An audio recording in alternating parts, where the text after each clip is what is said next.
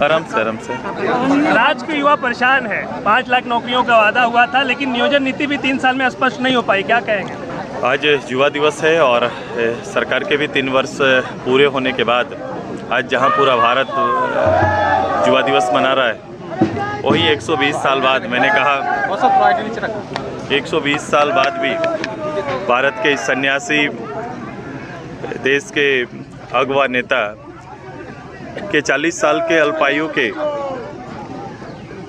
जो उनके इस भारतवर्ष के लिए और विश्वव्यापी जो संदेश उन्होंने नौजवानों के लिए छोड़ा है, आज भी झारखंड राज्य के नौजवान और देश के नौजवानों के लिए आदर्श हैं। ऐसे ही दिन राज्य के अंदर में हम सभी लोग, खासकर मेरा छात्र इकाई, जहां पूरा प्रदेश और नौजवान जिसके बारे आपने उल्लेख किया चिंता में है, जिनके माथे में लकीर इस बात को लेकर इंकित कर रही है कि लंबे अरसे से एग्ज़ाम और उसकी तैयारी करना, सरकार के 5 लाख नौकरी प्रतिवर्ष देने का घोषणा, प्रोत्साहन भत्ता देने का घोषणा, इस बीच में नियमों का नियोजन नीति का बनना, स्थानीय नीति का बनना, इन सारे नीति और रोजगार के घोषणाओं से त्रस्त यहाँ के नौजवान अपने भविष्य को लेकर चिंतित हैं, किसान नीतियों को लेकर चिंतित हैं, वहीं बेरोजगार खासकर जो श्रमिक हैं वो भी अपने रोजगार के लिए चिंता में हैं। तीनों वर्ग में चिंता की लकीर है। ऐसे समय में जब राज्य सरकार कदम नहीं बढ़ा रही है, तो आज के इस महत्वपूर्ण दिन को एक संकल्प दिन मानकर उठो जागो और पद यात्रा के माध्यम से संकल्प मार्च आज संगठन के अलग अलग कॉलेज के इकाई छात्रावास के छात्रों ने निकाल के आज इस कार्यक्रम को बल दिया है। मैं इस कार्यक्रम का नेतृत्व इसलिए किया क्योंकि राज्य के हालात को बदलना है तो कहीं न कहीं नौजवानों में चेतना को जगाना पड़ेगा, उन्हें एकताबद्ध करना पड़ेगा और अपने राज्य की जब सरकारें फेल हो जाती हैं, सरकार की नीयत पर जब प्रश्न खड़ा हो जाता है, तो राज्य के नए नीयत के लिए नौजवानों को आगे आना पड़ेगा और पूरी कमान संभालनी पड़ेगी। 22 साल हो गए के नाम पर कहीं न कहीं पॉलिटिक्स ज़्यादा होता है।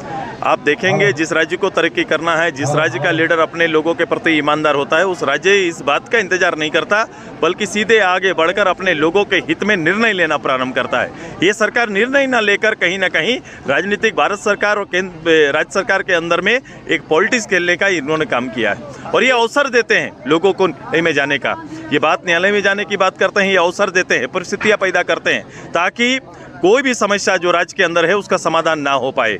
आज ऐसा प्रदेश जो दिशा विहीन है, यहाँ का नौजवान कहीं ना कहीं इस बात को लेकर चिंतित भी है और अपने भविष्य को लेकर इनका जो चिंता है, जो एक साधारण गरीब परिवार में आने वाले बच्चे जो लगातार वर्षों तक संघर्ष करते हैं, आप उसकी पीड़ा को समझ सकते हैं।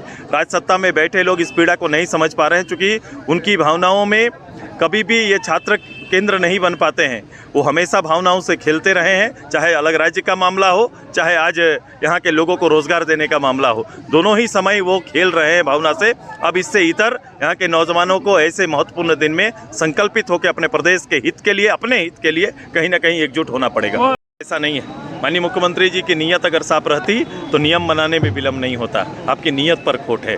दूसरा प्रदेश, चाहे अगल बगल जिस प्रदेश की आप बात करें, वो प्रदेश किसी की प्रतीक्षा नहीं किया। उस प्रदेश में भी बाहर के लोग हैं, प्रवास सभी जगह लोग कर सकते हैं, सभी तरह के लोग कर रहे हैं, बावजूद उनके लोकल लोगों को उसका हक मिल रहा है, उसकी नीतियों पर सरकार अमल कर रही है। शिक्षा मंत्री का एक बयान पिछले दिनों आया। कोई भी एक राजनेता, अब आप मंत्री के रूप में मंत्री सोचना प्रारंभ करेंगे तब यहाँ के युवा 2 कदम चल सकते हैं, यही बताना चाहते हैं। ये हम अपनी सोच को गिरवी नहीं रख सकते हैं। इस राज्य के नौजवान अपने लिए भला बुरा सोच सकते हैं। अगर ये भला सोच रहे, अपने राज्य के हित के सोच रहे हैं, अपने नौजवान अपने भविष्य के बारे अगर चिंता कर रहे हैं, तो निश्चित रूप से उसकी चिंता पर गौर करना सरकार का दायित्व बनता है। आप अगर ये नहीं कर सकते तो ऐसी बड़ी बड़ी बातें मंचों पर आपको नहीं करना चाहिए। एक स्पष्ट रूप से आप कह रहा हूँ कि इसका स्पष्ट हमारा मैं इस बात का बड़ा ये हूँ, पक्षधर हूँ कि मैं समाधान का पक्षधर हूँ। हमेशा राज्य सरकार अगर अपने से खुद से निर्णय नहीं ले पाती तो पटल उनका था कि सार्वजनिक सर्वदलीय बैठक बुलाकर लोगों की राय ले सकती थी। आप नियम जब बनाते हैं लोगों की राय नहीं लेते हैं। जब संविधान में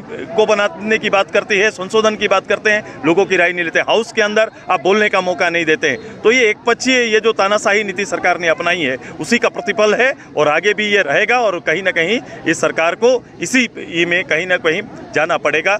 नौजवान तैयार हैं, नौजवान की आप देख रहे हैं कि अवस्था, वो उनको चेतना, उनको जगाना ये हमारा फ़र्ज़ है, हमारा दायित्व है। हम उस काम में आगे बढ़ रहे हैं। सभी धर्म का सम्मान करना चाहिए, आदर करना चाहिए। दोनों के इतिहास वहाँ पर हैं, दोनों के इतिहास काबिज रहे, एक दूसरे के क्षेत्र में कोई हस्तक्षेप न करे और दोनों धर्म का सम्मान हो, यही उसका रास्ता है। झारखंड की आवाज YouTube न्यूज चैनल को सब्सक्राइब जरूर करें, लाइक, कमेंट और शेयर करना ना भूलें।